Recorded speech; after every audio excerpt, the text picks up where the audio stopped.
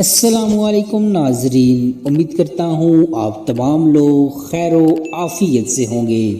ہمارا آج کا واقعہ مردہ عورتوں سے زنا کرنے والے شخص کا واقعہ ہے۔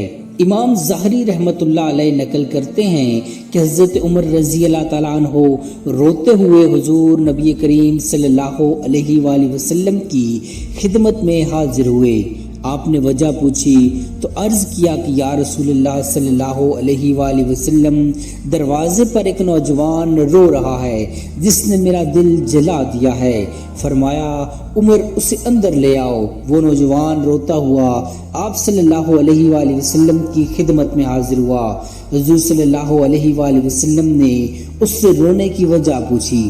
کہنے لگا یا رسول اللہ صلی اللہ علیہ وآلہ وسلم، میرے گناہوں کا ڈھیر مجھے رلا رہا ہے اور مجھے جبار سے ڈر آتا ہے، وہ مجھ پر غضبناک ہوگا۔ آپ نے فرمایا نوجوان، کیا تو نے اللہ کے ساتھ کسی کو شریک ٹھہرایا ہے؟ عرض کیا نہیں۔ تو کیا تو نے کسی جان کو ناحق قتل کیا ہے؟ عرض کیا نہیں۔ آپ نے ارشاد فرمایا اللہ تعالیٰ تیرے گناہوں کو معاف فرما دے گا، اگرچہ 7 آسمانوں 7 زمینوں اور تمام پہاڑوں کے برابر ہوں۔ نوجوان بولا حضور میرے گناہ 7 آسمان زمین اور پہاڑوں سے بھی بڑا ہوا ہے۔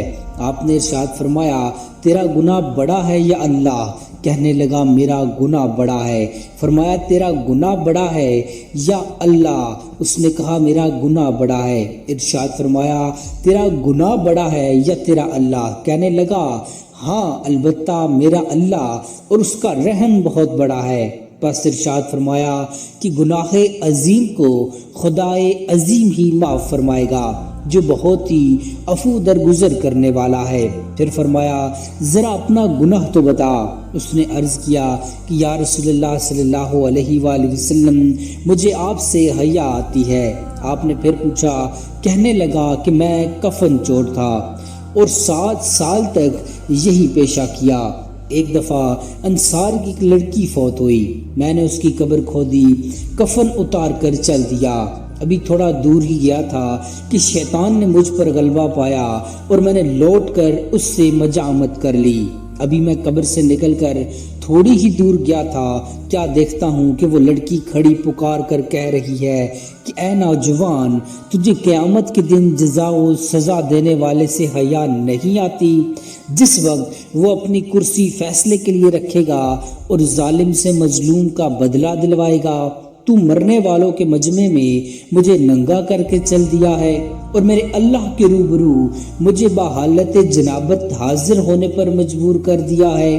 یہ سنتے ہی حضور صلی اللہ علیہ وآلہ وسلم اچھل کھڑے ہوئے اور اس کی گدی پر ایک تھپڑ رسید کیا اور فرمایا او فاسق، تو بس آگ کے لائق ہی ہے، دفع ہو یہاں سے۔ نوجوان وہاں سے نکلا، 40 راتوں تک اللہ کے حضور توبہ کرتا مارا پھرتا رہا۔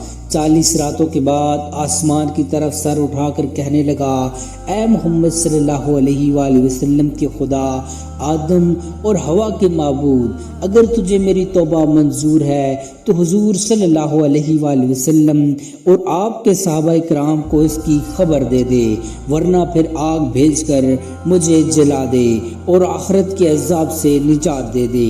اتنے میں جبرائیل علیہ السلام تشریف لائے، سلام کہا اور اللہ تعالیٰ کی طرف سے آپ صلی اللہ علیہ وآلہ وسلم کو سلام پہنچایا۔ جبرائیل علیہ السلام نے کہا کہ اللہ تعالیٰ فرماتے ہیں کیا مخلوق کو آپ نے پیدا کیا؟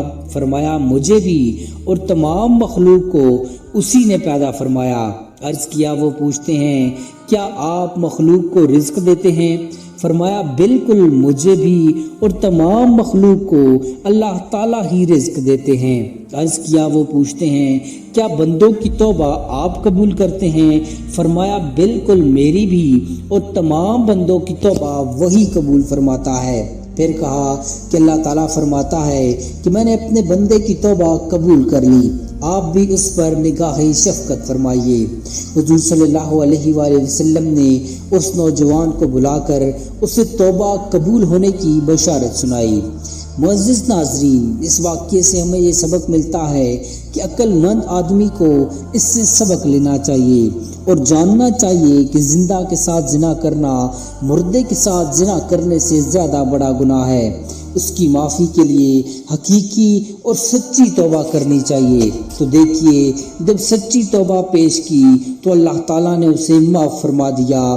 اور یہ بھی ضروری ہے کہ جس حیثیت کا گناہ ہو تو توبہ بھی اسی درجے کی ہونی چاہیے۔ اللہ تعالیٰ ہم سب کا حامی و ناصر ہو، آمین۔ امید کرتا ہوں آپ کو ہماری آج کی ویڈیو پسند آئی ہوگی۔ مزید ایسی انفارمیٹو ویڈیوز دیکھنے کے لیے چینل کو سبسکرائب کر لیجئے۔ جزاک اللہ خیرہ۔